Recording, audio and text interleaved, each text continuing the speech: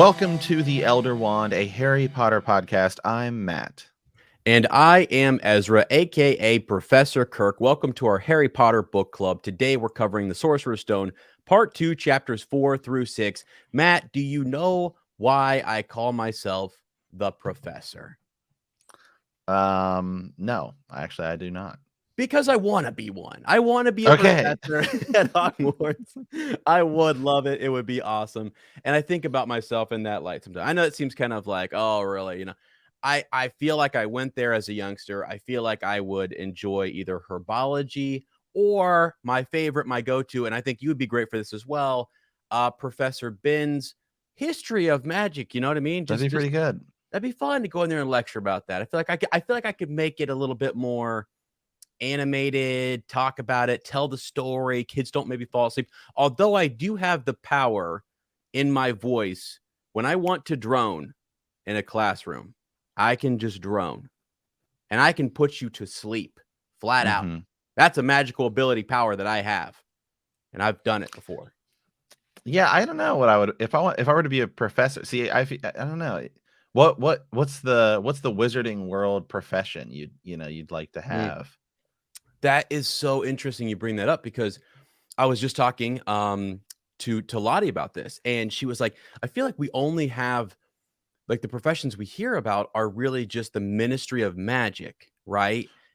Yeah, you could be a professional Quidditch. You could be like a professional Quidditch player, or you could be yeah, professor or something. But on Diagon, well, you've got St. Mungo's, you've got hospital work, you've got and in the department of Ministry of Magic, you have tons of departments, right? Different things. If there's a department where Arthur Weasley can just go and be looking at Muggle artifacts and stuff like that, and the misuse of them and managing that, there's a department for everything, right? I mean, whatever they need. You could work. You could be an author. You could work for the newspaper. Daily Prophet, yeah. Daily Prophet. Rita Skeeter, get her out. Get her out. God, they're running. It's just rubbish over there. Straight rubbish. I was like, I made the joke at one point, like, well, we should turn to the Quibbler. But you know what? The Quibbler is pretty crazy too. I mean, it's not even like the Fox News or MSNBC. I mean, it's like the Daily, it's like the National Enquirer over there. Yeah. Yeah, it is. I mean, everyone agrees it sucks. I mean, it's like, right. I mean, we all can agree on this. I mean, it's really just entertainment. It's like, what fun. I mean, you almost have to look at it as, yeah. I'm sure there's like 5 people out there that are like, hey, buddy, I read the National Enquirer. Right. Are you guys kidding me? Right. This is I'm turning this crap off. Man. Here's something though. So we're about to go, I think in one of these chat, we're getting into Diagon Alley a little bit. What about the shops? I mean, is there a shop that I always think about Ollivanders being one of my favorite shops, and I would love to be a wand maker, and that just seems like the coolest. But outside of that, I'm like, I love later the Weasley joke shop. That's a great idea. So yeah, I don't know any like favorite store or ones that you like that you'd like to visit, because I don't know. We went to the Universal Studios too. We did. And we walked around. We walked around there. But I feel like really it was like the wand shop was the coolest shop, and then everything else was nowhere close to being as cool. Yeah. Yeah, that was really cool. And so we actually walked around with I think his name is Sean Biggerstaff. And he's the guy that plays Oliver Wood. Do you remember that? We walked around with him, and we were there 19 years later. Yeah, we went and did the like little Ollivander thing, right? Where they do the little one. They pick somebody, and they picked him, and it was pretty cool. We were there for that. But I don't know. Cool. I Gringotts, man. I think it's pretty cool. Oh, that's what you would do. You'd be working for the banks. I'd be hanging out over there. It's pretty cool. It's like it's cavernous, and there's like all sorts of stuff protecting stuff down there. I think it's pretty cool. But if I were a professor, I don't know, potions, man.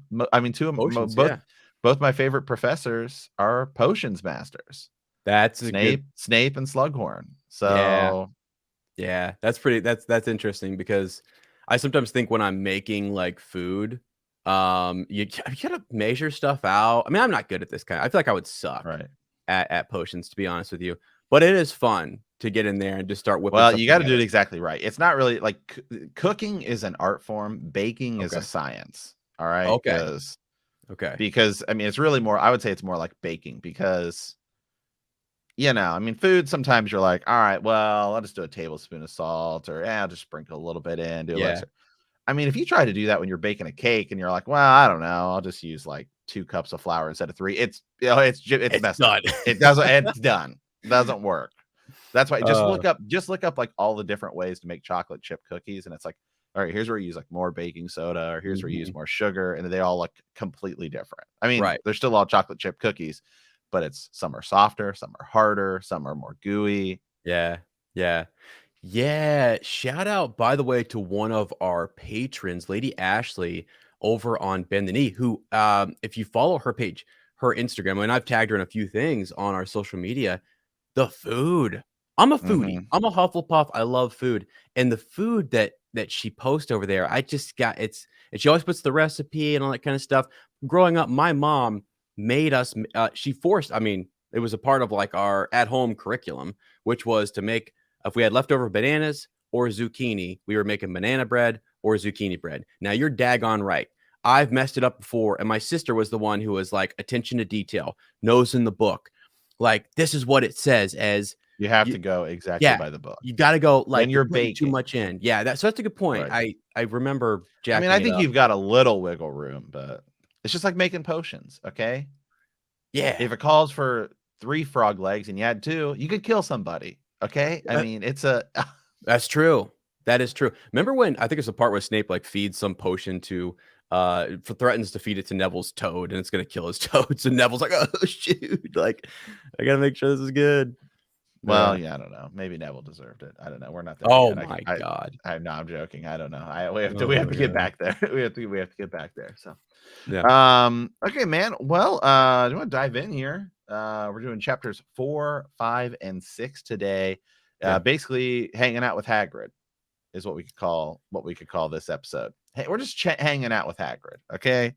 Yeah. And I don't know. I have mixed feelings about this. Okay. Okay. Alright.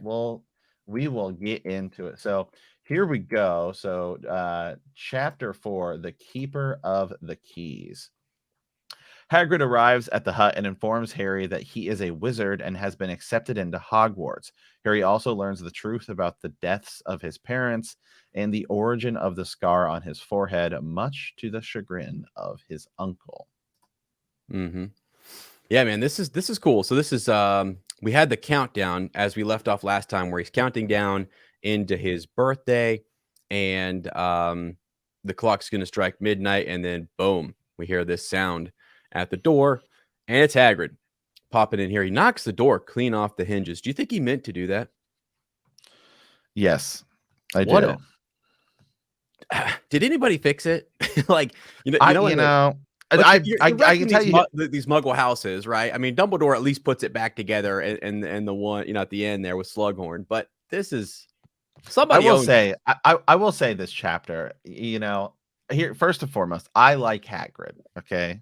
You better start with that before we get Don't get me absolutely wrong. yeah. I like Hagrid, but I don't know. I feel like it's a bit much, buddy. Okay. Yeah. First of all, Mr. Dursley calls him out on it. You're breaking and entering. That's true. Is he or is That he not? that is Is he true. or is he not? And then we come to find out you're not supposed to use magic. And Hagrid's like, well, I don't care. I'm just using magic all over the place. Right. Right. Okay, okay, really good point, right? Hagrid is telling like this underage Harry Potter, "Hey, appreciate it if you wouldn't tell anybody about this." Right. I know. It's like, what Hagrid plays it. He plays it fast and loose. Okay. fast and which is I kind of like that. I actually Which kind they of like do. it. Right. But at the same point, you're like, now technically from a Dursley perspective, this is rule breaking on so many. You broke and enter. You assaulted my He son. gives Dudley a pigtail. Come on, buddy. Matt, that That's is, a bit much. and you know what? This is one of the worst parts actually, because I think other people are just gloss over this. We're not going to, because it's air quote funny. It's a children's story. It's Right. meant to be kind of whatever. But to make it even more funnier for adults, we got to look at this and say, hold on a second. He Hold was so on. pissed at Vernon he's insulting him about Albus Dumbledore, and he says something. Vernon is yelling at Hagrid, and they're going back and forth. He's like, and Hagrid, instead of like picking his wand up and taking it out on Vernon, he's like, you know what? Watch this, bam, and hits Dudley. It's crazy. Hits him with a. What was he doing? He was eating the cake. Eating the cake. I mean, if anything, that's a compliment to Hagrid and his cooking, right? I mean, my God, you talk about it being a science. I'm not so sure Hagrid's goodies were always so good or tasty. But was he eating the cake? I thought. Well, I know that might in be the movie. In the movie, he is. I don't know if it goes the exact same way. And it again. This is my first time going back through the books in a long time. And so you do sort of remember some things differently, as in like you start to remember the movie more than the books. Oh yeah, and for sure. there's actually some things I think I like more in the movie. Like I think the Ollivanders, which we'll get to, I think it's way cooler in the movie because it's like dark and mysterious when he goes to grab that wand. Where in this, it's kind of like, well, I don't know, here's one, and then Harry uses it, and he's like, okay, that one's cool, and then he tells him about the wand, but it's not like in the movie you really see him like pull it out, and he's like, I don't know, because should we go down this route? So yeah, there are definitely some cooler things. Yeah, so I think I do think he brought the umbrella swishing down through the air to the point at Dudley. There was a flash of violet light and a sound like a firecracker, a sharp squeal, and the next sound, Dudley was dancing on the spot with his hands clasped over his fat bottom, howling in pain. When he turned his back on them, Harry saw a curly pig's tail poking through the hole in his trousers. Yeah, so I don't think it's not in the book. There's not a cake. So wait, like he is. You're telling me he's not even eating the cake, right? So there's even less reason to do this, and it's just bam. Like I'm mad at. I'm gonna attack your kid. Fighting. He attacks a kid. It's crazy. It's actually kind of. They had to get that thing surgically removed. Right. Matt. And then Hagrid, I know. And then Hagrid said that it shouldn't have lost my temper, but it didn't work anyway. It meant to turn him into a pig. Now, so hold on a second. Right. He turns him into a pig, but I suppose he was so much like a pig anyway, there isn't much left to do. Uh-huh. So yeah. What would you have done had you turned him into a pig? You would have had to unturn him into a pig, I suppose. Wow. Yeah, exactly. Like someone is gonna have to show up. And again, like if Hagrid's trying to keep this a secret, and you don't. No, I think isn't there a department, a department that has to go handle these things, right? And normally they do it for underage wizards who accidentally blow up their aunts and stuff like that, right? But I mean, what do you do for a guy who's been expelled from Hogwarts and is not supposed to have a freaking wand and he's hiding it? Well, it causes me to question the leadership over there. Sometimes the Malfoys might be right a little bit. Yeah. Oh, here goes Matt as he's a true Slytherin over there, just talking about how he thinks that Hagrid's a bad guy. No, I think he's a good guy, but I think it's a little much. It's a little extreme. Yeah, man, this is let's see, chased by yeah, sorry. I'll tell you what though, Hogwarts does a way better job than the U.S. postal system. I mean, the U.S. postal system. Remember when we were growing up and it was like through rain, sleet, snow, or shine? Now it's like you'll get it 6 weeks later. Okay, Hogwarts, when it comes to delivering mail, I don't think anybody does it better than them. They'll send hundreds of owls and then they'll just go kick down your door. Here's your letter. I mean, yeah, you'll get it, right? Yeah, it's coming one way or another. You're getting it, right? Yeah, you're getting noticed. Yeah, you've been served, right? That's basically. Yeah. Okay. Anyway, yeah, that whole bit is kind of it's meant to be over the top. I bet later on you go back and look at that and it's your first book and you're like, okay, it's meant to be silly, but at the same time it's like it's pretty out there. And again, though Harry brings up that he's been bullied and picked on because of the same. Right. You go back, you look in those paragraphs, a couple of. Again, the Dudleys are jerk people. Don't get me wrong on that. But yeah, I think giving a kid a tale that he has to go, then that's emotionally scarring. He could have PTSD from that. Oh, he totally does. I'm sure he does. Like that's again, they had to go get it removed. I think that's wild. That is wild. All right. Yeah. I was gonna say we'll dive back. Let's dive back to the beginning here. So Hagrid kicks down the door. Uncle Vernon's came skidding into the room. He was holding a rifle in his hand. Now they knew what had been in that long, thin package he brought with him.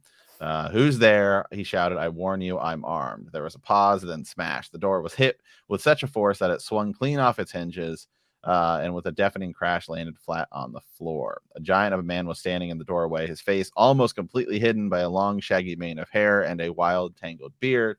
But you could make out his eyes glinting like black beetles under all that hair. The giant squeezed his way into the hut, stooping so that his head just brushed the ceiling. He bent down, picked up the door, and fitted it easily back into its frame. The noise of the storm outside dropped a little. He turned to look at them all. Could you make a cup of tea? It's not been an easy journey. Yeah.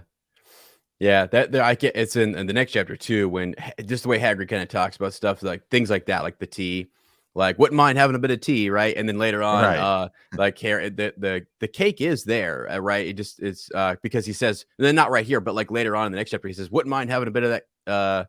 Wouldn't refuse an offer of that cake if Right. you know Right. offered it. It's stuff like that, like wouldn't say no to it. Right. Kind of Yeah. asking for it without asking for it, Without asking for it, right. funny. Yeah, so he sees Harry. Last time I saw you, was only a baby. You look a lot like your dad, but you've got your mom's eyes. And then Vernon says, I demand you leave at once. You are breaking and entering. He's correct. Yeah. I'll give He is. he's correct. It might be the only time Vernon's correct about literally anything, but in this scenario, okay, he's correct there. Shut up, Dursley, you great prune. Mm-hmm. I mean, you just kicked this guy's door down. Lots of insults being said back and forth here. I don't know. Again, a lot of excitement for Harry too. He's just been bored out of his mind, stuck under the staircase there in the cupboard, and it's exciting. Now it's all kind of about him, even if it's not like really. He doesn't know what's going on. It's just what's all the buzz about? What's all the excitement here? Yeah, so he says, got something for you here, Harry. I might have sat on it at some point, but it'll taste all right. And from inside the pocket of his black overcoat, he pulled a slightly squashed box. Harry opened it with trembling fingers. Inside was a large, sticky chocolate cake with Happy Birthday, Harry written on it in green icing. Why green? Why not? Why not red? Why bring up his Why past? not yellow? Why not blue? It's like Is this a subtle hint that Harry is really supposed to be in Slytherin? It could be. Maybe. Why did they choose green? I just found out something this morning. This is a little bit of a port key situation here.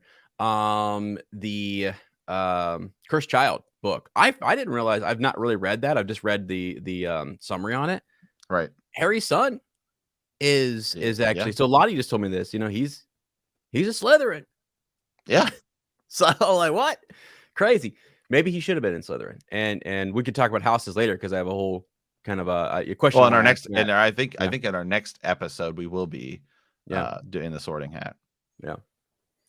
Yeah. So anyway, Hagrid sits on Harry's cake. It's kind of like when you're like, here I got you these Valentines for chocolates, but then or these chocolates for Valentines, and then you open it up and like 3 are missing. It's like, I might have had 1 or 2. Come on, Hagrid. So anyway, Harry looks up at the giant. He meant to say thank you, but the words got lost. And he says, who are you? So I haven't introduced myself. Rubeus Hagrid, keeper of keys and grounds at Hogwarts. And then Hagrid says, what about that tea? And so then it's so ridiculous. He's so ridiculous. It's great. It's great. So so then he sits on the sofa, right? And Matt, couple things, just real quick. I want to say, because I see. So the insult, like imagine, I start to wonder here if my mom didn't read some of this beforehand and it wasn't just about the witchcraft, because some of the insults that Hagrid says here, go boil your heads, both of you. What? Like, he tells the Dursleys to go do that. What was the other one? Gosh, he has so many different. Your great pudding of a son don't need fattening anymore, Dursley. Don't worry. Wow. Yeah, I mean, stuff like that. Where's the something about gargoyles, he calls them, I think, which was kind of funny. But yeah, just full of little back and forth insults. And remember, Vernon's got a gun on him, trained on him the whole time here. Okay, until he goes over and Right. So anyway, they say, I still don't know really who you are. Call me Hagrid. Everyone does. And I told you I'm keeper of keys at Hogwarts. Yeah, you'll know all about, the way he says it's like Yehll. So you'll know all about Hogwarts, of course. And then this is when Hagrid starts to realize that Harry doesn't know anything about his past. And this is where Hagrid gets like really upset, right? Oh, yeah. Yeah. Didn't you ever wonder where your parents learned it all? All what? Harry asked. All what? Hagrid thundered. Now wait just 1 second. He had leapt to his feet, and in his anger, he seemed to fill the whole hut. The Dursleys were cowering against the wall. Do you mean to tell me, he growled at the Dursleys, that this boy knows nothing about anything? Nothing. Harry thought this was going a bit far. He had been, so even Harry's like, what is this guy doing? Yeah. He had been to school after all, and his marks weren't bad. I know some things I can do. I know math and stuff. And he says, then he goes on, our world, I mean your world, my world, your parents' world. Then Dursley, he boomed. So then he kind of goes, this is where he starts going off of him. He's, I mean, you're famous. They don't know about it. And then this is, go ahead. Well, right before that, I mean, I like to point these weird things. Mimble Wimble.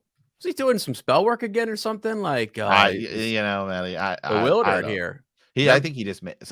I don't know if he's trying to do a spell or make a word up. Mimble Wimble. It's like strategery, right? Sometimes you just make words. Yes. Sometimes just make words up. Okay, on the fly. So then this is where Vernon starts to say, stop right there, sir. I forbid you to tell the boy anything that can continue to go on. Stop, I forbid you. And then then we get the famous line here, right? I'll go boil your heads, both of you. You're a wizard, Harry.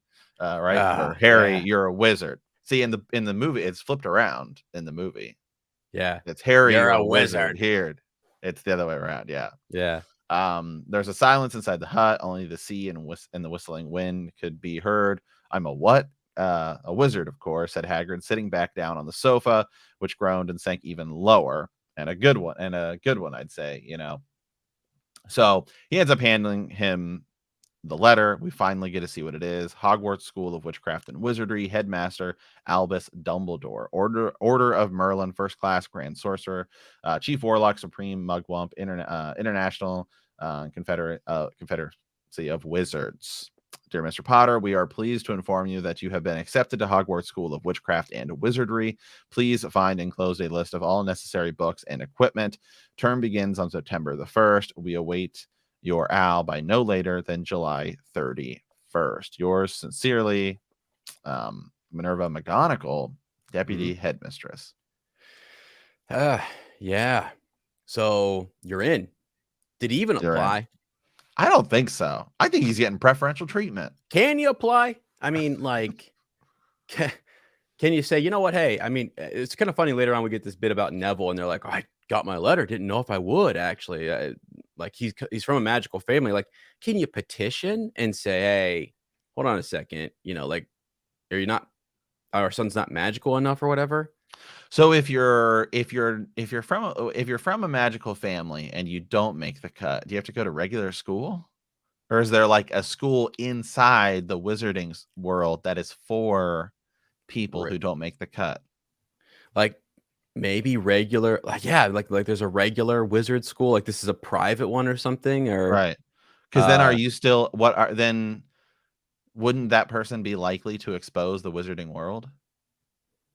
Yeah, you still have like squibs too. I mean, that's a thing, right? So, right. Yeah, I guess they just go to regular school and they still live with wizards, though. They know about, I feel like those people would be likely to expose it because they'd be like jealous and upset. I mean, it's like, right, which is like where Miss Dursley. Yeah. I'd be right. Yeah, and she does in her case, right? It's like, oh, it's too weird. I wouldn't want people to know. Like, she wants to live in that Muggle world. I don't want them to know that I know about that kind of stuff. But I would imagine that there'd be some people that'd be resentful. Yeah, and that's where you have. I think you have to Like, go all right, well, I'm around, just gonna and expose it. that's why the But then Ministry of Magic is there. Their whole thing is to go around and who's gonna believe you? That's where it really comes in. yeah, who's gonna believe you? Yeah, good call. I don't know. The interesting thing about schools there, that So would maybe be people who say that UFOs and Sasquatch and all that stuff are telling the truth. oh, I think they are. I'm one of those people. I mean, I'm telling you right now, in 1947, interesting year. Go take a look at all the events. You can't have that much stuff happen in one year and it not be real. So I wonder what all the events are that happened that were caused by, wizards, but they just didn't know. They thought it was something else. Thought people were making stuff up, but really they saw something magical happen. right, going through the 90s and stuff like that. Like, yeah, how much of this stuff, if we go back and look at events around the world, Because they do talk about how, like, Voldemort was beginning to threaten the regular world too. Yeah. Yeah, they have to go speak to the actual prime minister and in the Muggle Right. world and explain stuff. And That's a really cool chapter. I mean, I know. that's way away, but Well, yeah, but it is cool. it's a really cool chapter. Yeah. Yeah, for sure. So Okay, so continuing on here, galloping gorgons. That reminds me. Said Hag yes. clapping a hand to his forehead with enough force to knock over a cart horse. He pulls out another sort of letter here. Dear Professor Dumbledore, given Harry his letter, he writes this, taking him to buy things tomorrow. Weather's horrible. Hope you're all well. Hagrid. Hagrid rolls it up, gives it to an owl, flies off. So then we start to learn a little bit more, right, about what's a muggle, right? He says that's what we call non-magical folk, and it's your bad luck. You grew up in a family with the biggest muggles I've ever laid eyes on. And then here we go. We swore when we took him in, we'd put a stop to all that rubbish, said Uncle Vernon. Swore we'd stamp it out of him. Wizard indeed. So then Harry gets upset. You knew I'm a wizard. Knew, shrieked Aunt Petunia. Of course we knew. How could you not be? My dratted sister being what she was. Oh, she got a letter just like that and disappeared off to that school. Or that school, I should say. And came home every vacation with her pockets filled of frog spawn, turning teacups into rats. I was the only one who saw her for what she was, a freak. But for my mother and father, oh no, it was Lily this and Lily that. They were proud of having a witch in the family. She stopped to draw a deep breath and then went ranting on. It seems she had been wanting to say this for years. Then she met that Potter at school and they left and got married and had you. And of course, I knew you'd be just the same. Just as strange, just as abnormal. And then, if you please, she went and got herself blown up and we got landed with you.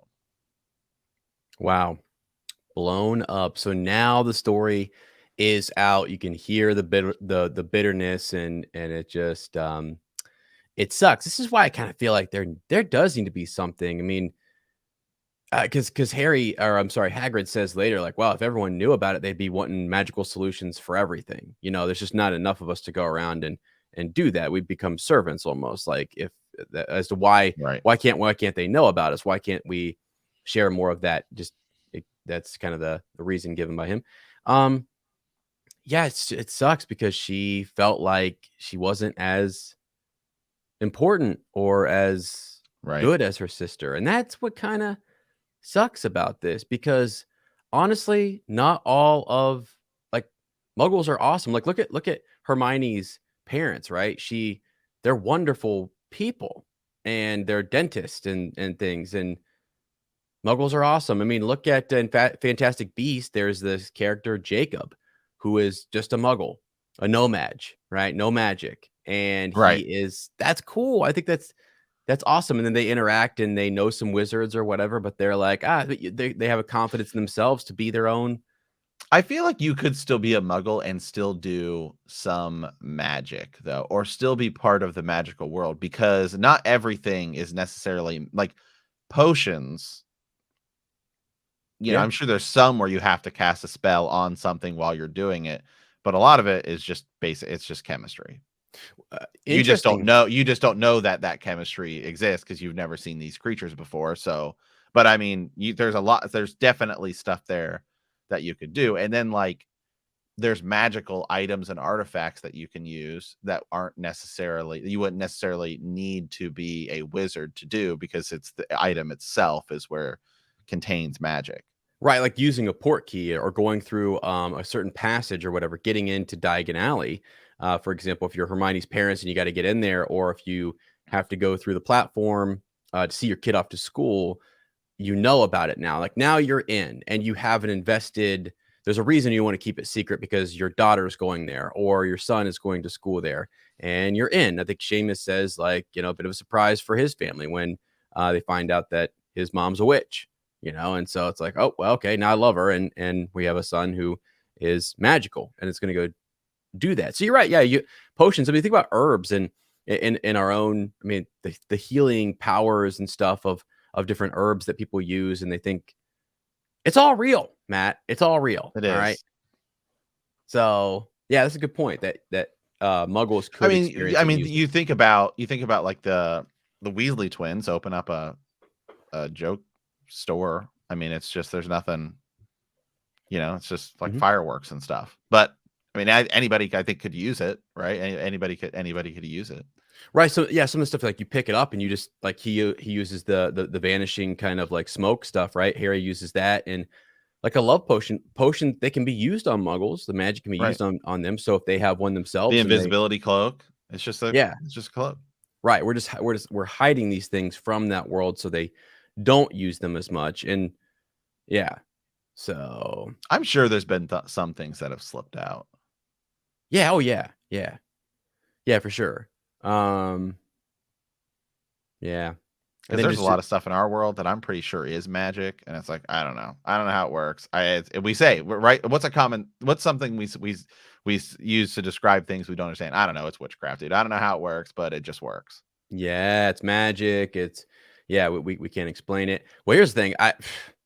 Ancient alien theorists say yes to a lot of things out there concerning magical properties, interdimensional. Could the pyramids have been built by magic? I say so. Absolutely. Which is why I love when the Weasleys go vacation there and you've got curse breakers. People are trying to get into different like ancient pyramids, but they have to break an ancient curse, and like, wow, their magic was pretty curses wild, are real. You know? I am 100% on board with that. Yeah. Like, oh, hey, do you want to go like explore this pyramid? Absolutely not. Matt, we've been to a haunted mansion just outside my house. It was crazy. Yeah, it's haunted. It's all get out. We walked in there. The temperature dropped like it was. I mean, like my arm hair frosted up. Like it was crazy. That was wild. So, I've heard a ghost before, or a witch. I think ghosts are real. I believe. I believe in them. Yeah, but I ain't afraid of them. But I just don't believe in them. Right. Wait. You believe in them, but you're not afraid of them, or you don't? I ain't afraid. I ain't afraid of no ghost. You ain't afraid of no ghost. No ghost. All right. There's no ghost that I'm afraid of. Matt's like, well, hold on a second. Most of the world believes in one ghost at least. It's the Holy Ghost. Well, you know. Hey, there we go. Like, oh, okay. Yeah. All right. So basically, they just end up leaving. That's kind of it. I mean, we learn. I shouldn't skip over that. We were already talking about it a little bit. Just that they sort of. Yeah, she said it was a car. It was a car crash. Yeah. So then we do get into the Voldemort story of what it is, and we get Harry's kind of freaking out about. I can't say the name. I'm not supposed to say it. Right. And then I can't spell it. He's now I can't spell it. So he says Voldemort. Or as they say in the audiobook and the book, Voldemort, MOR, like so I think either's correct. But technically, you know, it should be he who should not be named. But some people say you know who. So we get that, and then we get obviously the story that he was trying to possibly get him on his side. Right, but they were too close to Dumbledore, didn't want anything to do with the dark side. Maybe he thought you could persuade him. Maybe he wanted him out of the way. And anyone who knows this, he turned up in the village where he was living on Halloween 10 years ago. You were just a year old, came to your house. Yeah. Hagrid pulls out a handkerchief. You know who killed him. And then And this is the real mystery thing. He tried to kill you too, wanted to make a clean job of it, I suppose, or maybe just wanted to kill. He just liked killing by then, but he couldn't do it. Never wondered how you got that mark on your forehead. That's no ordinary cut. That's what you get when a powerful evil curse touches you. Took care of your mom and dad and your house even, but it didn't work on you. And that's why you're famous, Harry. No one ever lived after he decided to kill him. No one except you. Matt, I never thought about this. I've never, ever, ever thought about this until right now. But Ez has a lot of scars from surgeries that I can kind of explain, and I understand. I do have an unexplainable scar on my hand that is shaped like a wishbone or a tuning fork. I can't tell which. I'm gonna see if you guys can see it on the camera here. But let me. I want to show this first. It's on the YouTube version. Not really. Right here at the bottom. Oh, maybe a little bit. At the base. Yeah, maybe a little bit. Mm-hmm. All right. So now hold on a second. I've never had that explained to me. I don't know. Right? I mean, how did I? Could be magical. Did you ever wonder how you had a scar like that? Because that was like when I was a baby. I don't remember that at all. So could be magical. The story that was kind of told to me was that I fell through a window. How'd you fall through a window? That there's a story there. I got to go back. I got to talk to my dad. What really happened that night? Well, here's the real question. What was going on where a baby is able to fall through a window? That's what I'm saying. That's what I'm saying. Apparently it's like the real, so people don't think my parents were like terrible people, because they're wonderful people. We had the shed, our garage, and we had old windows, like old, like a barn, single real pane. thick, single pane, yeah. And they're stacked against the side of the Oh, gotcha. Yeah. So you didn't fall like out of a building. Out of it. No, I must have like into like some glass that was on the floor. Yeah, basically. or like there was a little piece of it left in the frame, the old wooden frame or something, So, but I remember when I first it was described, it fell through a window. Did I fall out of a second story window? What? How am I here? Hey, crazy magic, buddy, magic. It's magic. It's magical. We're alive. All right, Yeah. let me say that. I mean, preach it. Yeah, that's right. Sometimes when you hear the stories of what oh yeah, when you were a baby, you like fell through. What? Right. Yeah, I fell down some stairs. So okay, two stories. I wrecked a car when I was like 3. What? Matt was in a car driving? Oh my! Yeah, my dad. It was like we lived out in the country, and my dad I was like in this. Like he was like working on stuff, and I was in a truck, and I was like playing around because I don't know, and somehow I don't know. I knocked it into neutral. Knocked it into neutral, and it started rolling, and it hit this tree. Holy! It's like out in the woods. There's Matt just holding on for dear life. Cars moving. Oh my gosh, that is funny. You know how people joke and they put their kids in there, right? They put their kids right because they think they're driving. Yeah, they think they're driving. Yeah, it's funny. Wow, it is crazy how we get to that point. Neville, coming up in a few chapters, like he fell somewhere and like he bounces a whole bunch of times and like he should have been hurt, broke every bone in his body, but he's magic. That's how they found out he was magic. Buddy, my dad had me at the top of the stairs and I fell. I mean, I must have just the whole way down on my stomach.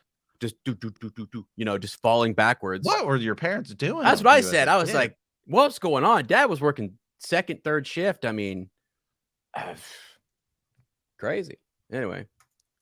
All right. Well, we'll get back here. So Hagrid's story is coming to a close, and he saw again a blinding flash of green light, more clearly than he'd ever remembered it before, and he remembered something else for the first time in his life, a high, cold, cruel laugh.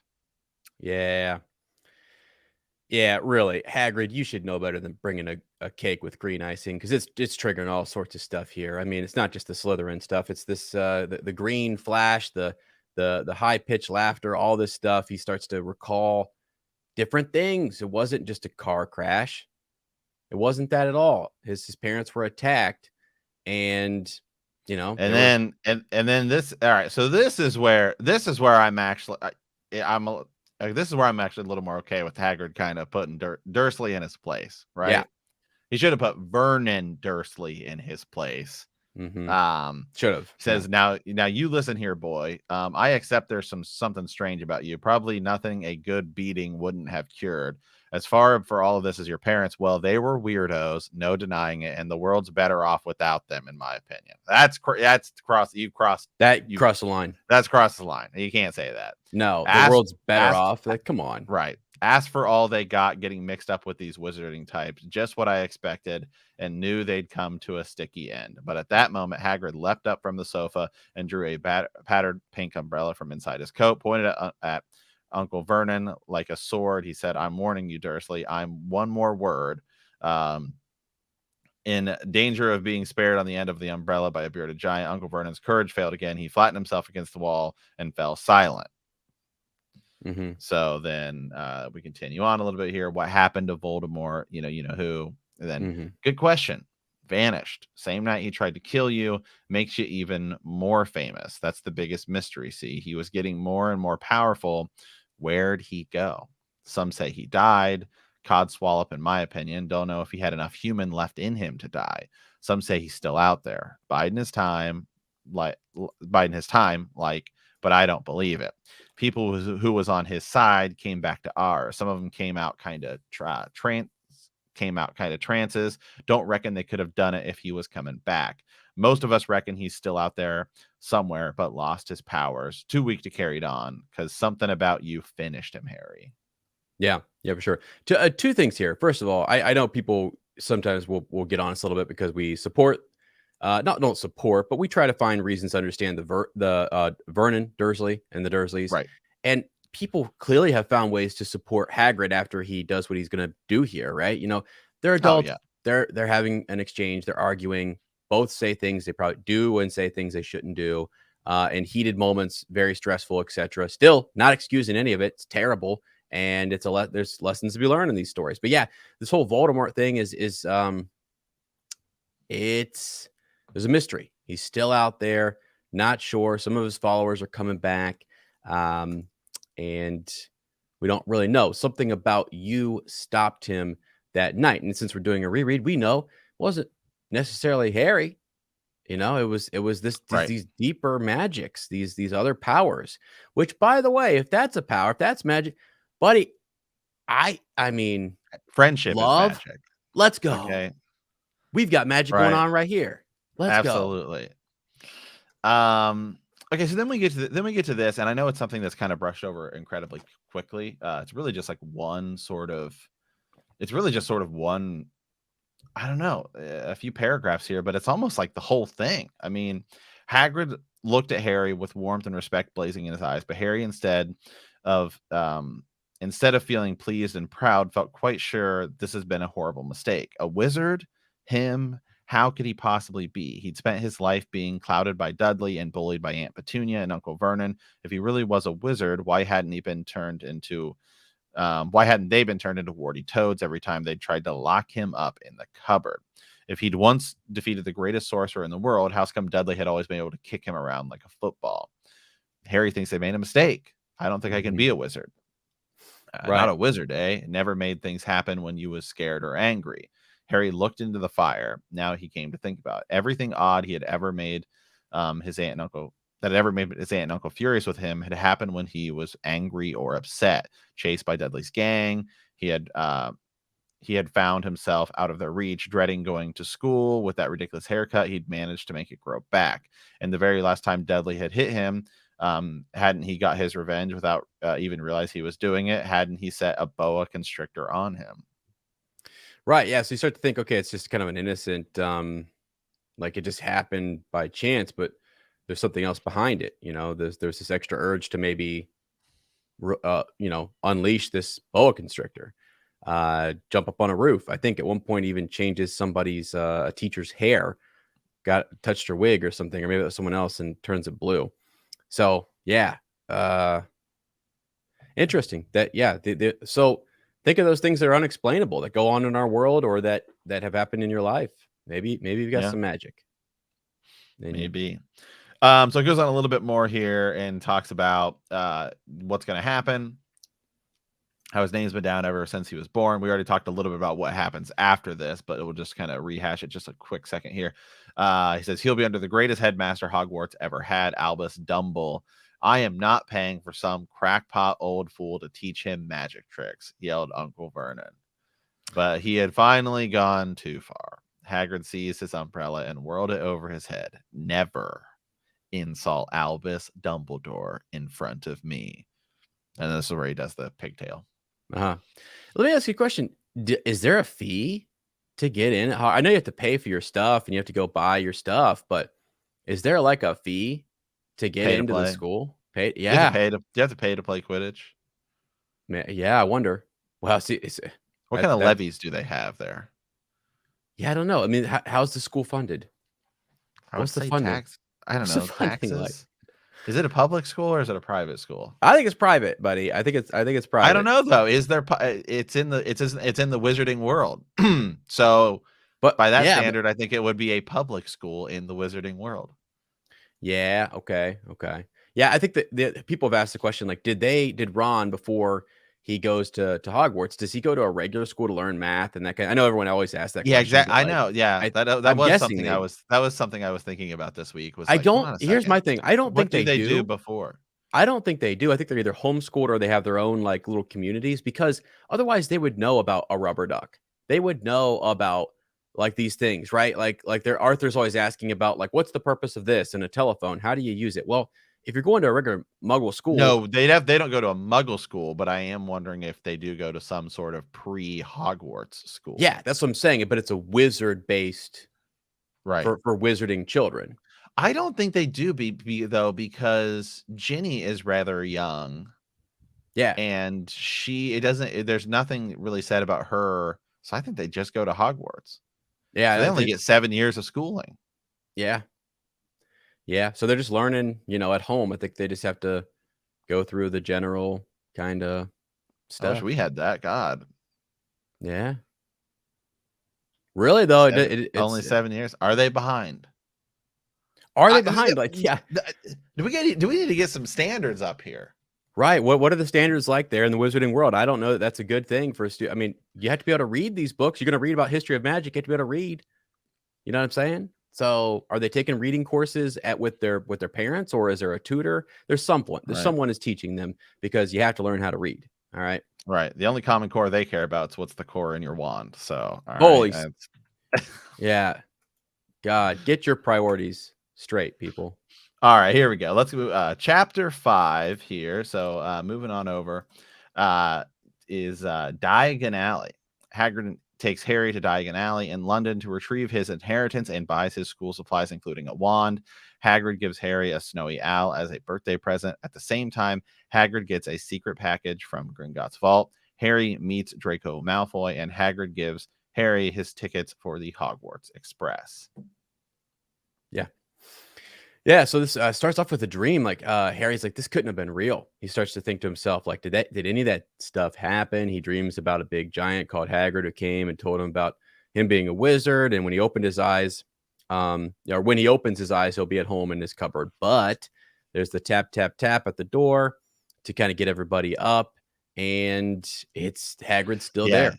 And you know what? Some of the early stuff in this chapter is definitely a vastly different departure. It's vastly different than the movie, because in the movie they just cut to Diagon Alley, right? Like he just leaves with right? He leaves with them, whatever. That's actually the last time we see the Dursleys in the movie, because then Hagrid takes him, drops him off at the platform, but it's totally different here. Hagrid spent the night. Yeah, slept on the sofa. Passes out. Been a long journey. Weather's bad. Yeah, he's just like, no, I'm staying here. I mean, I imagine that the Dursleys didn't sleep at all, right? They're scared to death. What's really funny too is you think he snored? I feel like they probably didn't sleep because he was snoring. He has to be a snorer. Yeah, man. By the way, I kind of am too. God dang it! Sometimes I put nose strips on, because I go through waves of like I will, then I won't. I know it just depends on what. Like if I'm laying on my back. Come on. I think that's everybody. Not everybody, but you're laying on your back, and like everything's just it's where you're supposed to sleep, I think. I sleep on my side or on my stomach just to avoid some of the snoring. But yeah, so he probably was snoring. And there's what's cool. You said the post, right? Getting the post there. By God, they will get it there. Even though Hagrid is out here on this island, that little owl shows up with the Daily Prophet, and it's just kind of funny. Hagrid's rolling over. He's like, "Pay him, pay him. He wants paid, right?" And so reaching into his pocket there, give him 5 knuts. Knuts.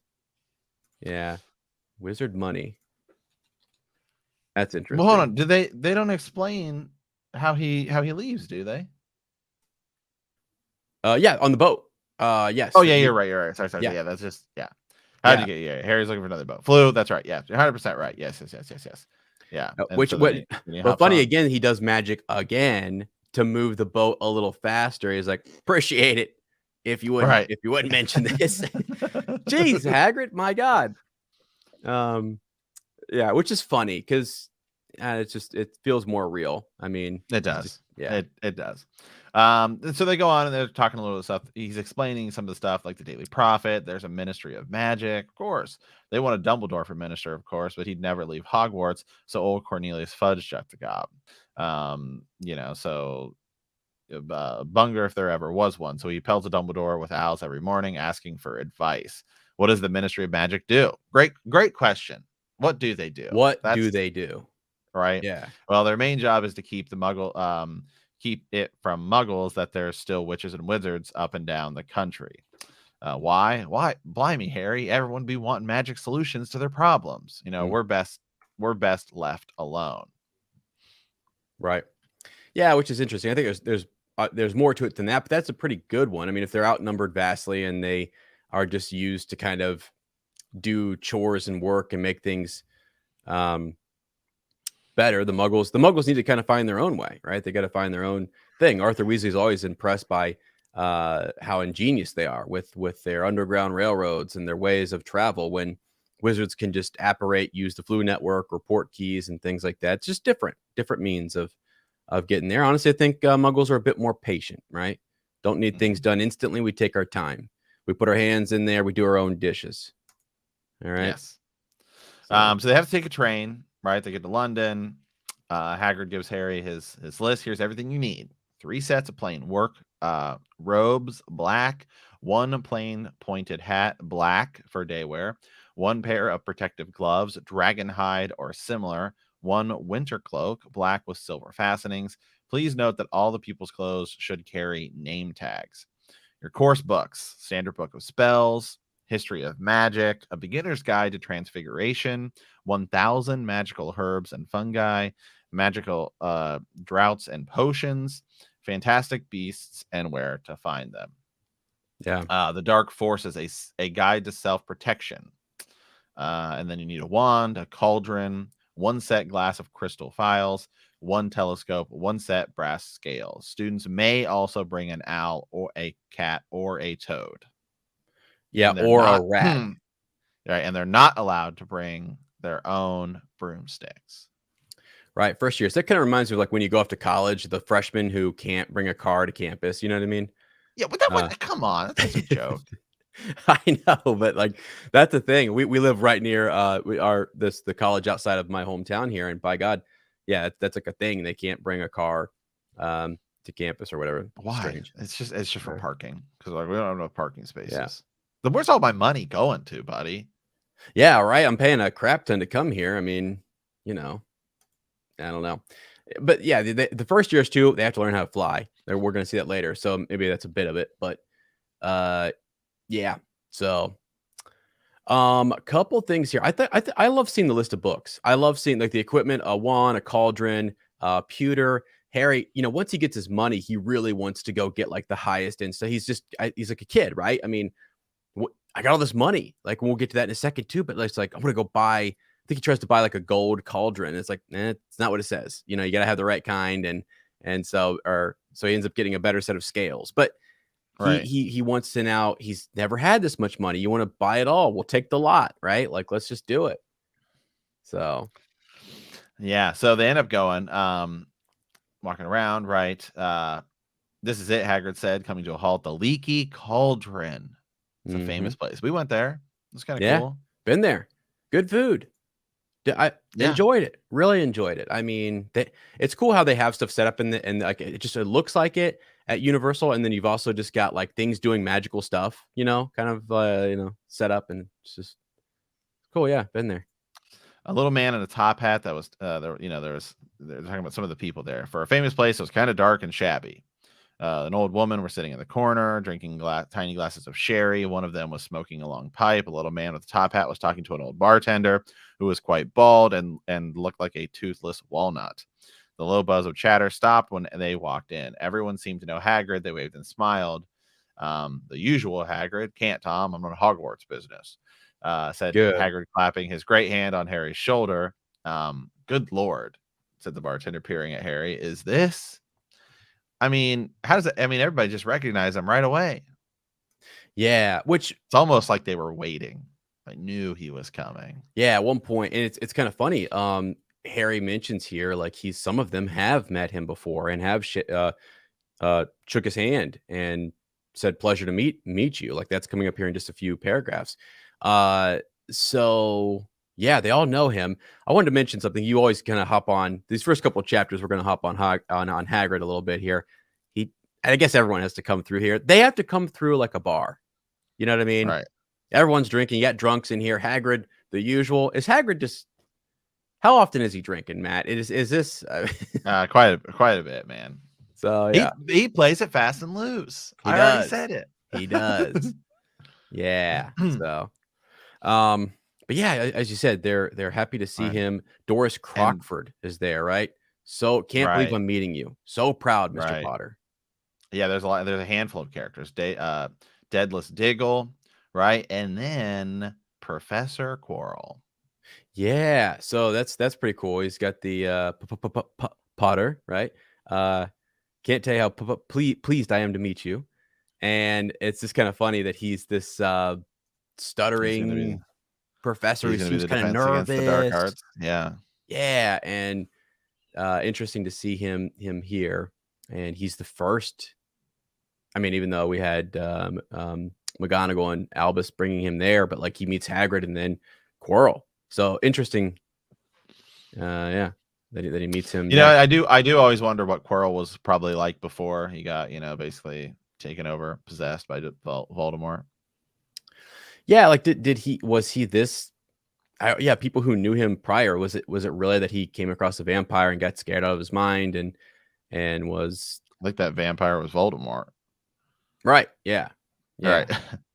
So is that like this event where he goes back? Because everybody, all the other defense against the dark arts teachers, we get to sort of see them as they are. I mean, with like Mad-Eye Moody, right? We'll end up finding out that it wasn't really him, right? In Goblet of Fire, but then you actually still get to talk to Mad-Eye Moody afterwards, right? Yeah. But Quirrell, you don't get anything because he's possessed by Voldemort the whole time, and so then you never really get his backstory or anything. Right. So okay, we should do a ranking of the defense against the dark arts teachers. Right. Okay. I watched this play, and I'm gonna have for bonus content, we're gonna have Matt watch it. It's Puffs. It's the play, and they make this joke where they're just like, it's all following the Puffs, and they're going into their second year, and they're like, well, you're like, we made it, we're all good. Everyone is safe except for that professor that got killed last year. Like no one, no one really talks much about it, but like a professor died. Like was for some kids was there counseling? Did they were they close to that professor and thought, oh, I really liked him, like when McGonagall in the film, anyways, goes and gets Oliver Wood out of the classroom. She goes to Professor Quirrell's class. Maybe he liked him. Maybe he was a good teacher. I don't know, but it's kind of interesting. Yeah. So, okay. Well, go back here. So yeah, they talk a little bit about it. Told you were famous. Even Professor Quirrell was trembling to meet you. Is he always that nervous? He was fine. He was studying out of books and then took a year off and got some firsthand experience. They say he met vampires in the Black Forest, and there was a nasty bit of trouble with a hag. Never been the same since. So yeah, I mean, he definitely was obviously quite a different person before.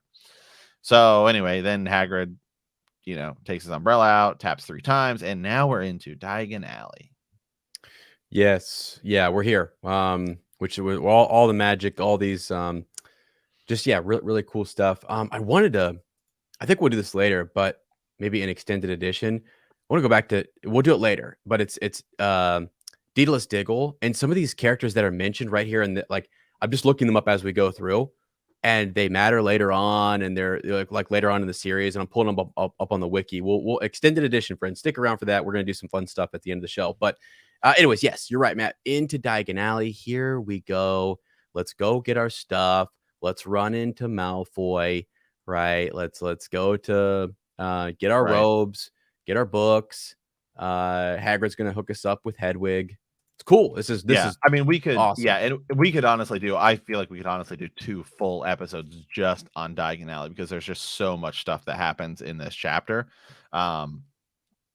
And so we'll just pick out like 1 or 2 sort of, I think, big things here, and sort of talk about like what we really like about it and stuff like that. Because I mean, honestly, you could break this. There's so much stuff that happens in this chapter that you could honestly just break it down into like multiple episodes because you meet a lot of people. We go to Gringotts, Ollivanders, right? I mean, there's a ton of stuff, but I like what's what's like maybe the one big thing that sticks out for you as okay, yeah, we'll each do one. I think if you want to, well, yeah, it's tough because there's 3 big things, and so I'll pick from one of these 3. But like Gringotts, Malfoy meeting, and then getting his wand. Yeah, we can just go over them each. I think that's fine. But we just don't have to go. We just don't have to go over like, oh, he goes into this store and buys this. Yeah, because Gringotts is cool. Like this what's engraved there. Enter stranger, but take heed of what awaits the sin of greed. For those who take but do not earn must pay most dearly in their turn. So if you seek beneath our floors a treasure that was never yours, thief, you have been warned. Beware of finding more than treasure there. Cool. I mean, it's. I love when authors do like you have to take time. And that's world building right there. That's an engraving that you amplified this, and it's got multiple layers to it. It's warnings about Gringotts. It gives you a lot of history and lore, but like she wrote that. She had to come up with that, make it rhyme, make it work, and then inside. So that in and of itself takes time to really do as an author. And so I'm impressed by things like that. When I see like songs woven into stories that matter, that have lore, it's hard to write a song.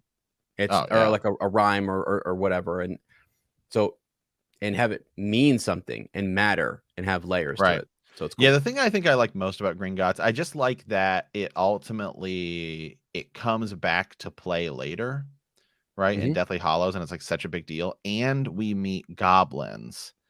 And again, a lot of this stuff we don't really hear about now, because it all comes back to play later in Deathly Hallows. But when we start to learn that because we don't really see goblins that much, right? We meet all kinds of other creatures. We meet centaurs and all this other stuff as you go forward, but you don't really come back to Gringotts until the very end.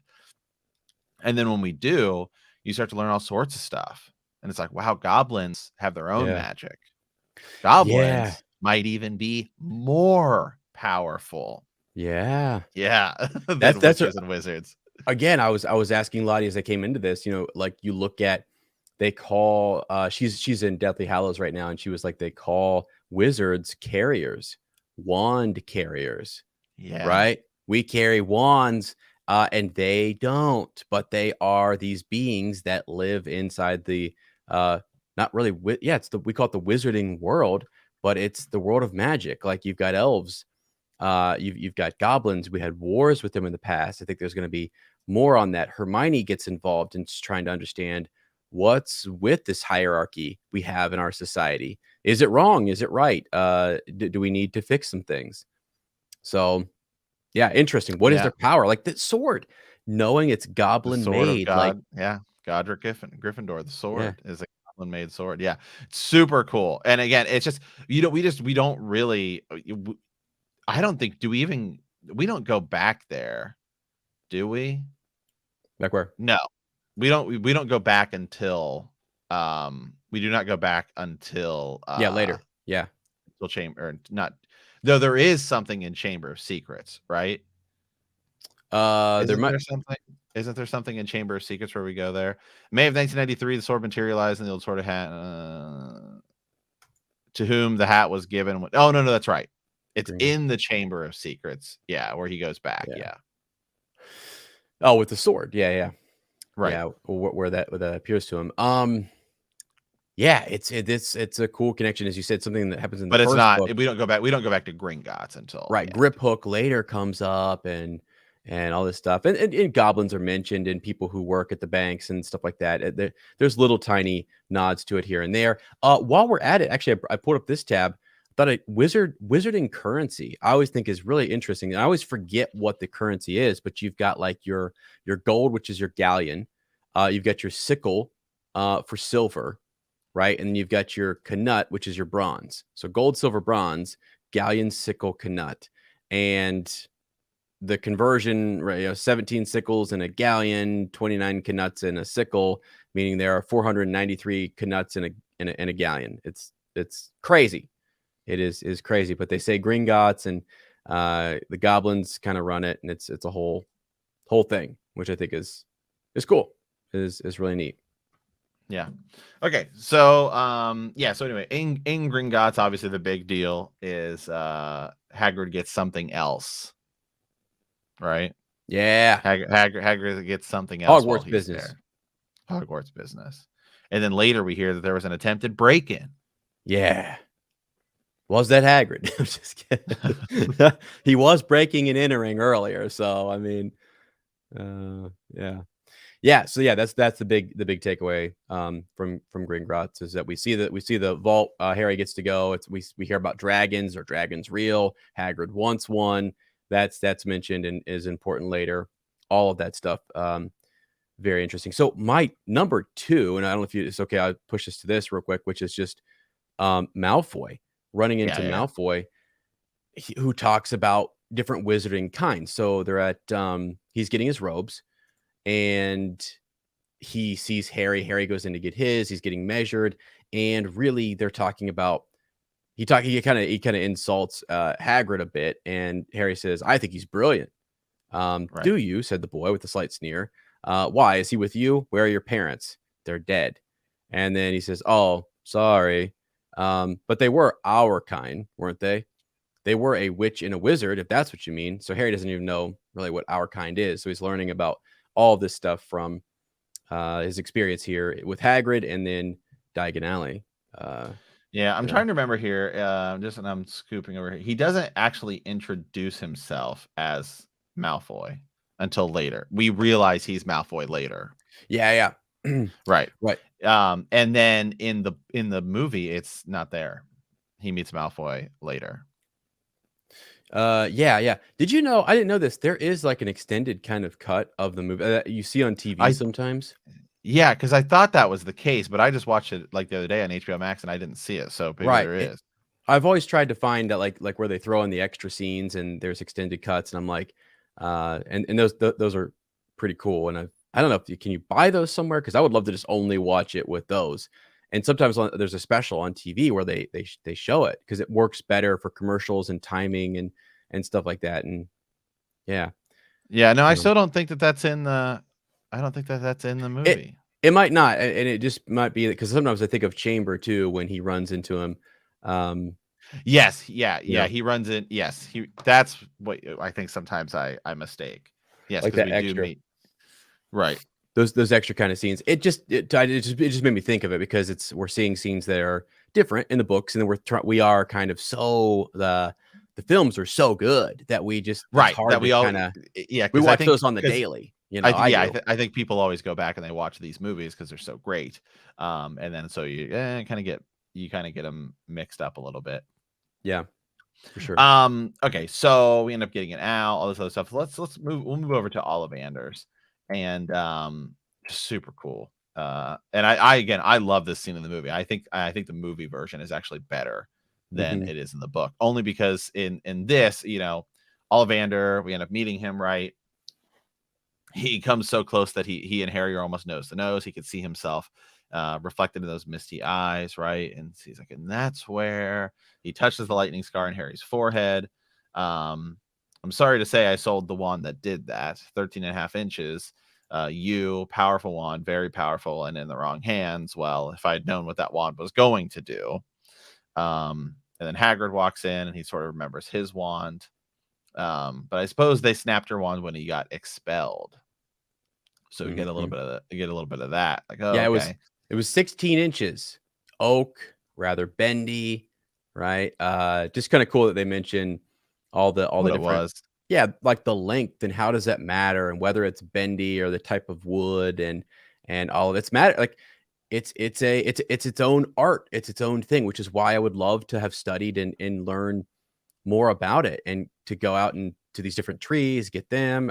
You have a phoenix giving its feather. You've got a unicorn hair.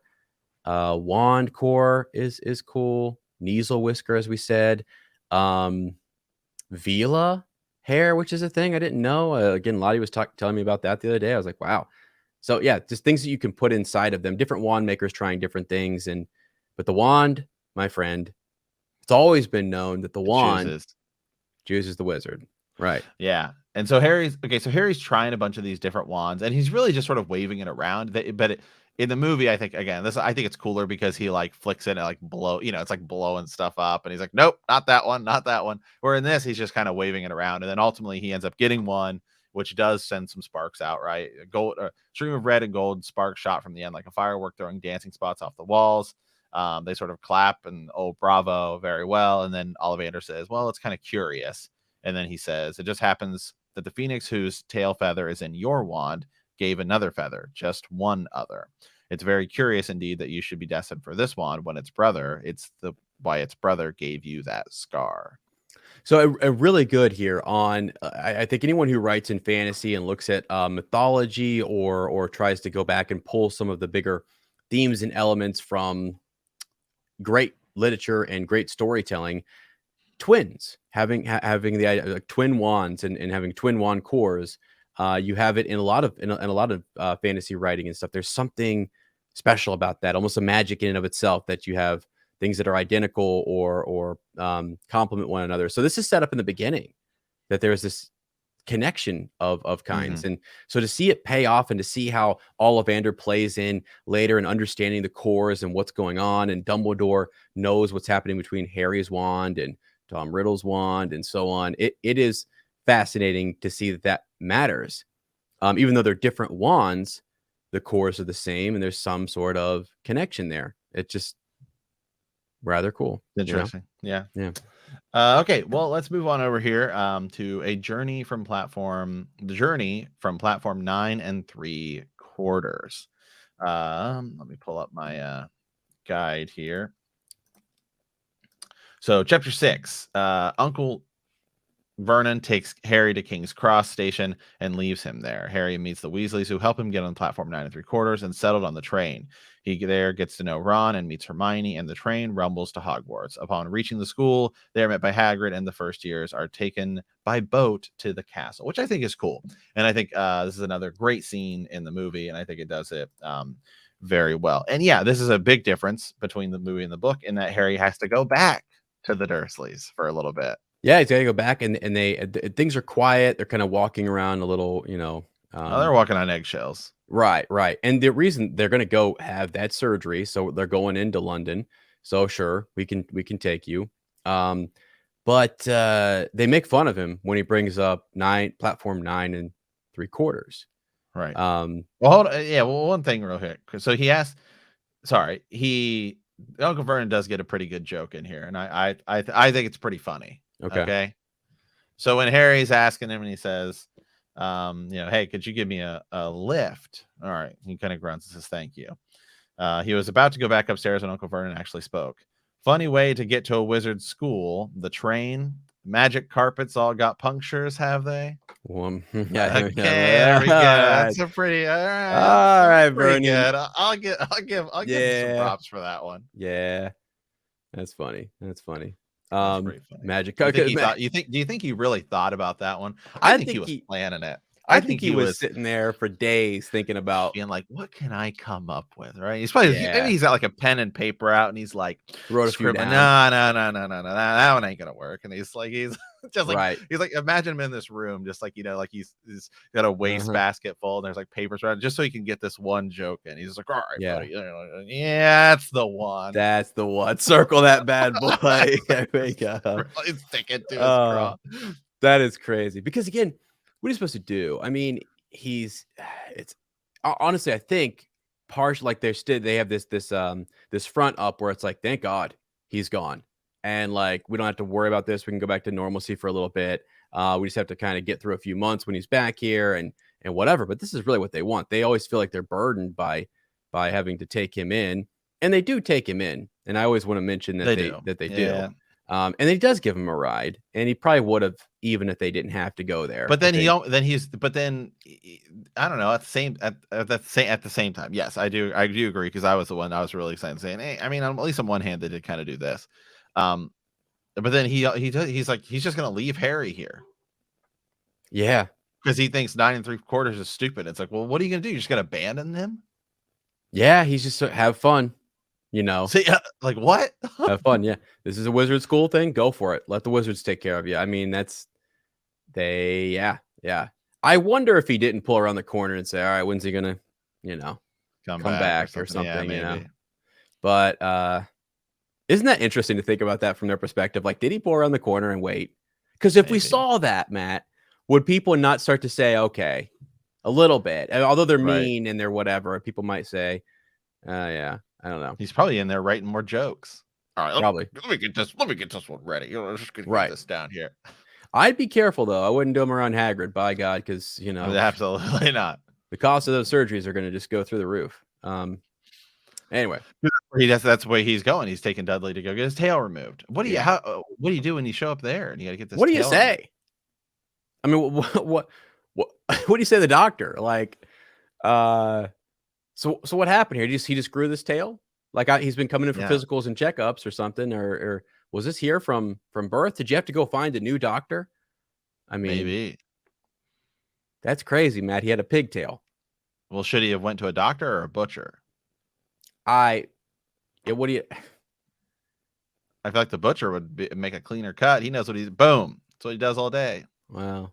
Do they use pigtails in potions? People are like, "Oh, you guys are bad." I don't know. Who knows? They use weird stuff in potions, so. What do they do when they're done with it? You just throw it away, or? I don't know.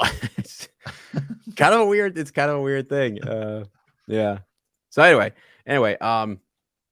yeah, they're going to do all of that. Now, this is what how do you get on? How do you get through platform 9 3/4? Just so happens that we hear there's another family coming through that needs to get on, and the word Muggles is mentioned, and there's a connection made. So yeah, 9 3/4 piped a small girl, also redheaded, who was holding her hand. Mom, can't I go? You're not old enough, Jenny. Now be quiet. All right, Percy, you go first. So Harry's watching this. He's watching the Weasleys go through. They march right towards the platform. 9 and 10, and Harry watched carefully, not to blink in case he missed it. But just as the boy reached the dividing barrier between the two platforms, a large crowd of tourists came swarming in front of him. So he would have saw it, but he couldn't see it. The boy had vanished.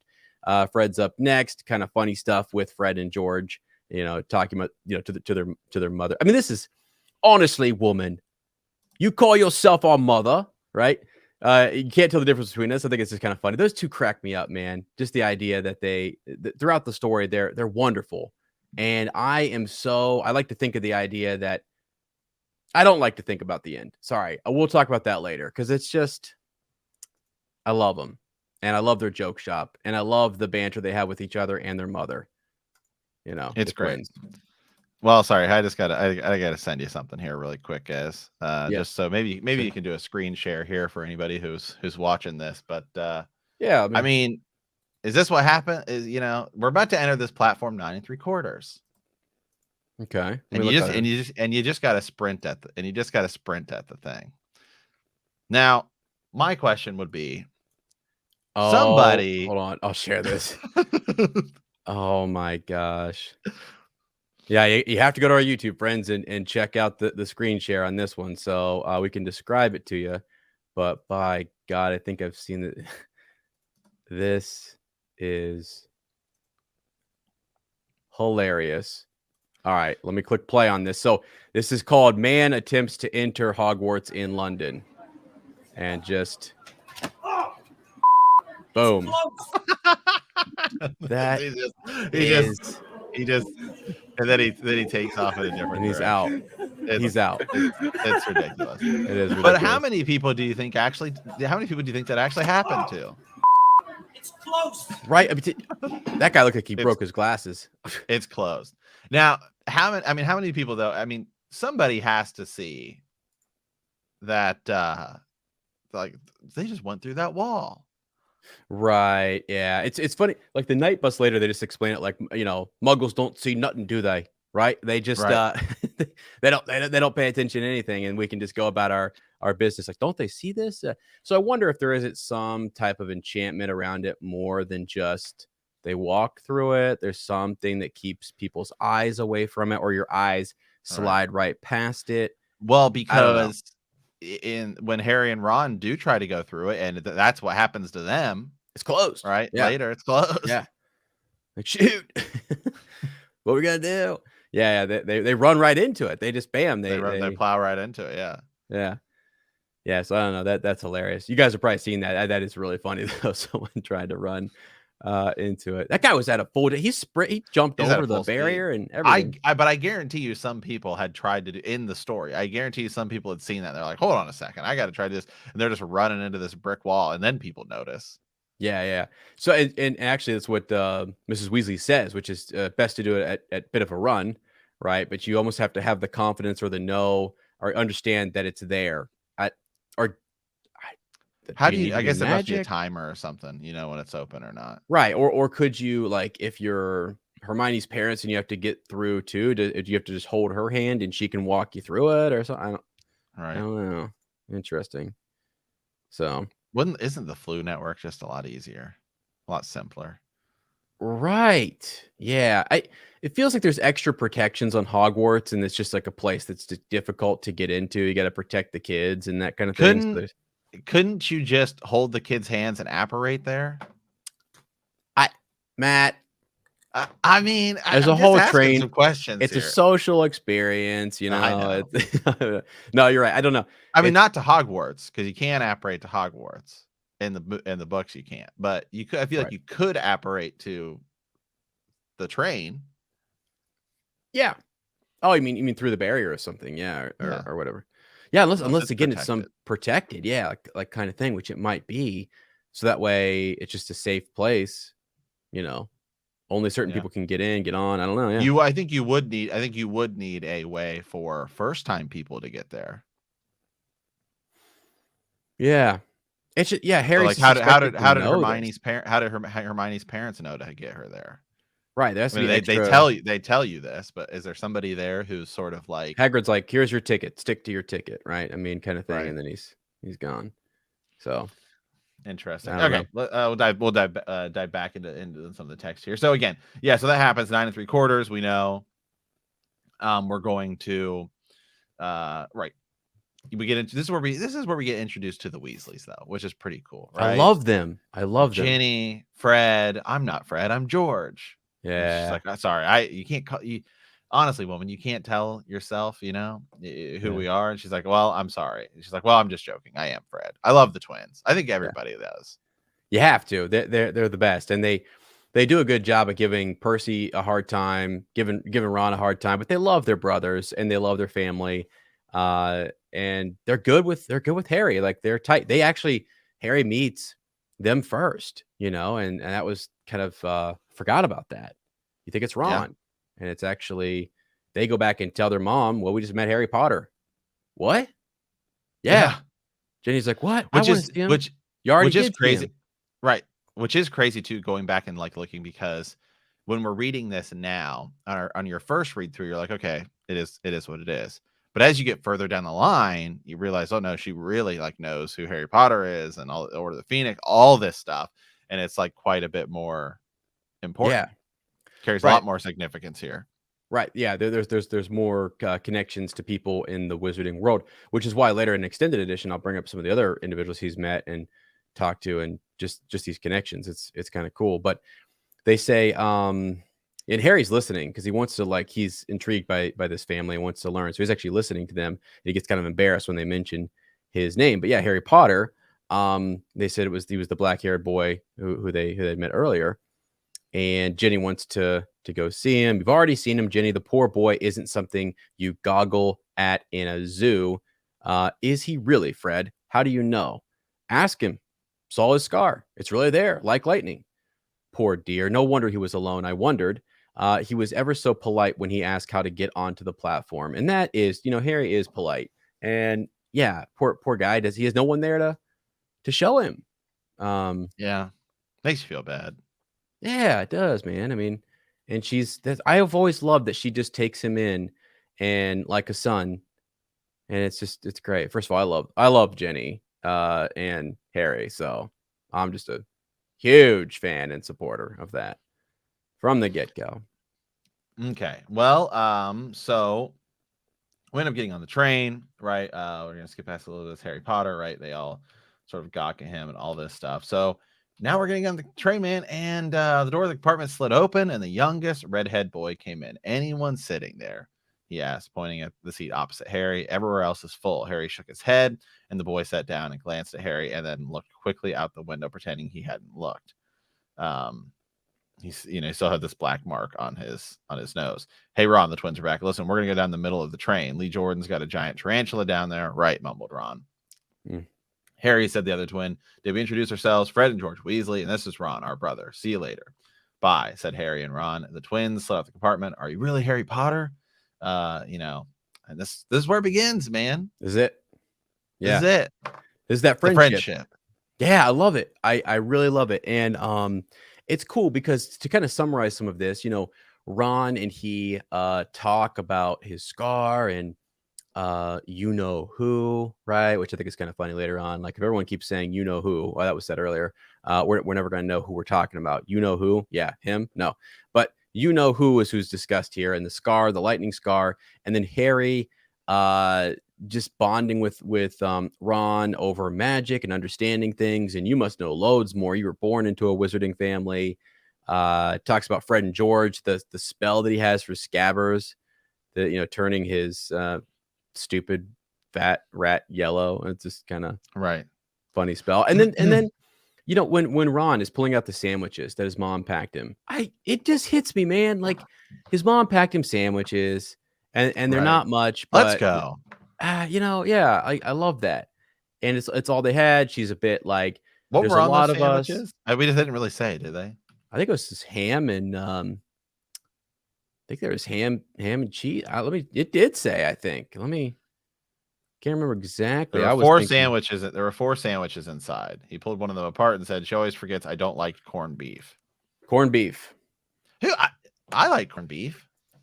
Yeah, but he'll eat it anyways. Like even though it's not his favorite, like she just made them quick and fast. Maybe she mixed them up and meant to give the corned beef ones to the twins or something. Who knows? Right? Do they have PB&J in the wizarding world? I'm sure they do. Got to. I'm sure they. Mustard? Maybe put a little mustard on that sandwich. Is there a spell for mustard? Accio mustard, I suppose. Right? Yeah, you just get a bit of mustard. Then like a bottle of French's just flies out. Oh my god. Dude, if you could put a little bit of mustard would cover up any of that corned beef situation you're not liking. So I just throw mustard on anything, and it's great. I love mustard. Also, you mentioned PB&J. Friends, you can thank me for this later. Go try a fried peanut butter and jelly sandwich. Oh my god, it's so good! Wow, I'm the master at making those. Are you a grape jelly or are you a strawberry jelly? Grape is what you normally have, but let me tell you, if they have strawberry, you got to go with I'm in. You don't get it very often. You don't see it. It's kind of like, whoa. We used to have a strawberry patch, though, and we would make, my grandma would can, she would make strawberry jelly out of it. And it's great. Fantastic. But then when it's gone, it's gone. You got to go to the store and get your regular grape jelly, which is still good. How long is this train ride where you need 4 sandwiches? Well, I was supposed to. Did they mix it up with 2 for like? What did he get Did he get the twins I sandwiches? mean, Like that's kind of. I 2 mean, was he on for? there for like a day or two? It I doesn't think seem they like got it. switched. I think they got switched Or because maybe Ron's just got a big appetite. 4, man, that's quite a bit of he's sandwiches. he's almost as tall as his brothers, and he's younger and stuff. So yeah, he's a couple years younger. But I love though when they get to the chocolate frogs. And Ron then starts to explain, like, Harry had never had this amount of money to just buy this amount of stuff, and he gets a lot of the flavored beans, and he gets the chocolate frog, and Dumbledore is in the card, giving Harry the smile, and then he's got to go. You can't expect him to stay around all the time. And then Ron's amazed by the fact that, well, in the Muggle world, photos don't move, huh? Right? Yeah, yeah. What? Like what? That's funny. I mean, that is a funny thing. That's a very creative thing. I feel like this whole world it's why is Harry Potter so good? Because it's very creative and it's very, very, very Incredibly. interesting, Yeah, then we get the beans, right? Ugh, sprouts. Gross. God. Yeah. Remember we tried some of those. Earwax. Ugh. Do you remember when we tried those? We were at You were at the Universal Cabana Bay, and we tried. Yeah. Oh, some were good, some were okay. I don't even know that some were good. I would say avoid them altogether. Yeah, they were. Yeah, the ones that were like slightly better flavored were kind of like, yeah, all right. They weren't like a real good jelly bean. Right. It's more like a joke gift. Like, all right, let's see. Are you going to get one that's good? Or are you going to get one that's bad? And the majority of them are bad. Yeah, one that tastes like vomit. Are you what? Come on, that's disgusting. So okay, so as we keep going here, I mean, this is where really for me, this is where I really like what ends up happening, right? So yeah, Ron does a spell. Sunshine daisies buttermellow, turn this stupid fat rat yellow. Are you sure that's a real spell? Said the girl after, right? There's a girl that walks in. Has anyone seen Neville's Toad? Right, she was sort of had a bossy voice, lots of bushy brown hair, and rather large front teeth. Hermione, I think, is my second favorite character next to Snape. Yeah, I love Hermione. Yeah, I do, and it's so Ron's my second. I love Ron because I just think he's hilarious. I think people forget how much that. So Hermione's wonderful. She knows, like, she's there already, kind of like, get ready. We're getting close. Are you doing magic? Oh, I've learned, I've tried a few spells. They've all worked for me, kind of thing. She's just, well, I've got a soft spot for her because I feel bad because everybody else comes from like pretty much a magical family where she doesn't. So I feel like that's why she works harder than everybody else is because she's coming into this. She doesn't know the magical world. And so she's like, I want to study. I want to, because they never really talk about it. But I can imagine being in that situation where it's kind of like going to a new school, right? I mean, I know they're all going to this school for the first time, but it's like, at least like everyone at least knows who Harry is. So while it's still new and exciting for him for the first time, like this is totally new for Hermione. So Hermione's got to come in. She's got to make friends. She doesn't know the magical world at all. It's kind of like when you go to a new school, you don't know anybody. You got to make friends really quick and all this stuff, which I think some of her sort of bossiness and, that comes off in the first book. It's probably because she's been studying like crazy. So that way she sounds like she knows what she's talking about and she fits in. I think it's a fitting in thing. And that's why she does it. People need to remember this is middle school. Right now, where we're at is middle school. Everyone's just coming from different elementary schools trying to say, oh my God, oh my God, oh my God, I've got to fit in. What are the kids wearing? What am I supposed to do? Like, am I going to get laughed at, made fun of? Because kids at this age are not nice. I'm a teacher and I can tell you right now, they are not. And they're just kids, which is why we have this phase in time. We understand it and we let them grow and mature. Because they are going to say some nasty stuff. The stuff that we said in middle school, or it was said to me, Matt, by the way, God, it was, those people would be, you can't, I mean, it's crazy what you try out as a middle schooler. It's just, they're nuts. It's a wild, wild world.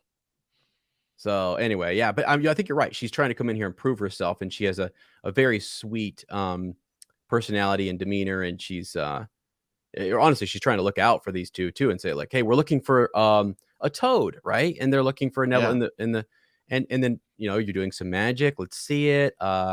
What house are you gonna be in? Let's get ready. I went up and talked to the conductor. Like, she's running around making sure she's got everything ready to go. And sometimes you do that, you busy yourself with that stuff too, so your anxieties maybe are lessened a little bit, and you don't have to think about them too much because you're super anxious going into all of this. Like, there's a test, there's a sorting in the next chapter we're gonna have to get into. They're all nervous about which house we're gonna go. Is there a test we have to take? Like, Fred and George didn't say much. Don't really know what this thing's all about. We have to do magic or something. Yeah, and in the chapter, she does not do a spell. In the movie, she does Oculo Reparo. So it's like, hey, she already knows spells. Yeah. She's been working on them. For sure. Also want to mention a couple more cool things here. We'll get to Draco. Draco's gonna step up with Crabbe and Goyle, and they're gonna have a little spat here. And it's Scabbers who pops out and bites them to kind of end the fight. And I just thought, Scabbers, remember when you said you were talking, I can't remember if it's Hagrid says this in the film or if it's in the book, but he says there has never been a witch or wizard. Both. Okay. Right. Who came from that went dark, that wasn't from Slytherin. Scabbers is right here in front of us, man. I know. And it's like, hold on a second. But again, she probably hadn't thought of that when she was writing that yet, because that comes, in the third book, in the third book. And so it's kind of like, we want to make Slytherin seem bad, that way we can immediately identify them as villains. Yeah. Or Hagrid's just misinformed. Okay. Could be that too. Because there's more than just that. But anyway, the whole point there's bad people from every house. And all of them, yeah. But so they had that little fight, and you learn that Draco's father's talked about Arthur Weasley, and there's a lot of insults being thrown out about how poor they are, and Draco's trying to make friends here with Harry Potter. Heard Harry Potter was down here, came down here to see him. Doesn't work out, almost get into a fight. So now they've picked sides. Right in the film, it's like right there on the stairs in front of everybody where they have this moment, which I actually like better, right? Isn't it a moment where it's like, okay, now everyone in their class saw Draco try to become friends with Harry in the film. That was right in front of everybody. And everyone's like, oh, now we're seeing the opposite of Harry Potter. Like, Draco separates himself. It's almost like done a bit better. Here, it's just done in this compartment, and word will get out. I mean, obviously they're kids. They're, talk about what happened. But and how about Crabbe and Goyle, by the way, showing up here? Because they, they're his goons, right? Yeah. And we see them for like the rest of the series. Yeah, interesting. Again, a lot of this too, and why I like and why I need to go read Cursed Child and actually get through all of it is because I've only read little bits of it here and there. It's interesting to think about. These are kids. They've been brought up in households where they're taught certain things, and even we'll get into this when we talk about the various houses and your values as a family. Again, talking a lot about this, values as a family. What do you value? And is that part of what sorts you? Can that change over time? Does that change when you become an adult? You valued it as a kid, but then you grew up and you had life experiences and learned, you know what? I don't really value that anymore. Or I've changed some of my. You'll soon find out some wizarding families are much better than others, Potter. You don't want to go making friends with the wrong sort. Where's he heard that though? Because Matt, I as a teacher, just on a serious note, interesting for people to think about who are listening, because I'm going to go put my teacher hat on here. When kids come in, I've seen kids as young as like 6th grade coming in and basically talking politics. Now, what are they talking about? They're talking about what their mom and dad, whatever their parents are telling them. Exactly. Or religion. You and I got into all this stuff back with in high school and talking about different religions and which Bible you using. Oh yeah, are you Catholic? Are you? Okay. I mean, it's crazy, man. It's so. Then you grow up and you're like, doesn't matter. You develop them completely on your own. Yeah. So well, here on the other side, look, I've heard of his family, Ron said darkly. They were some of the first to come back to our side after You-Know-Who disappeared. Said they'd been bewitched, but my dad doesn't believe it. He says Malfoy's father didn't need an excuse to go over to the dark side. He turned to Hermione. Then Hermione's there. Can we help you with something? Like, Yeah, we're already in, and the Hermione Ron, back and forth. It's already begun. I think he even says like, I hope she's not in the same house as him or whatever. We're not, but like he knows he's like, I got to be in Gryffindor. Rest of my family's in Gryffindor, kind of a thing. That's coming up too later. I'm jumping ahead a little bit, but with the Sorting Hat, because they do talk a bit about the houses, just a little bit. I think Ron mentions a few things here because Harry doesn't know. He doesn't know any of this stuff. Like, wait, what? Right. And then she says that Ron scowls at her. Hey, would you mind leaving while we change? All right. Well, I only came up here because people outside are behaving very childishly, racing up and down the corridors, said Hermione in a sniffy voice.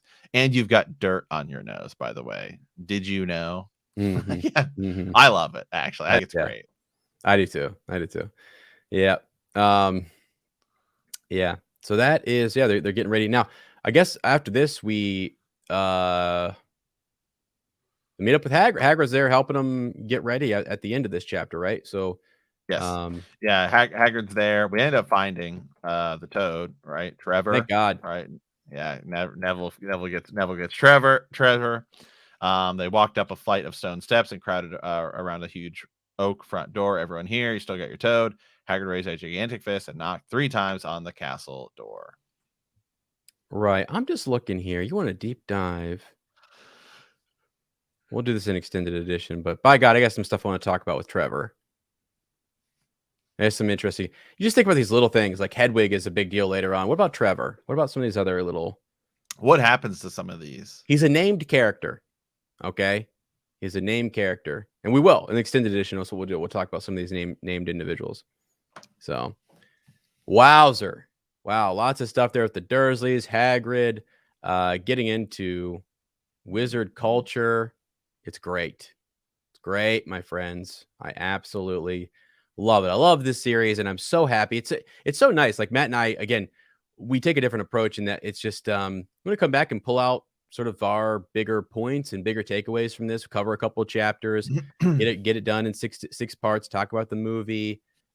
Extended edition will become more interesting because we're going to do I thought of a series I want to do, like Seers United, which is just predictions for the Secrets of Dumbledore. And I'm excited about that. We've got some good stuff coming up with the reunion, the return to Hogwarts. The game show's coming out next week, I think. I think it's going to be out.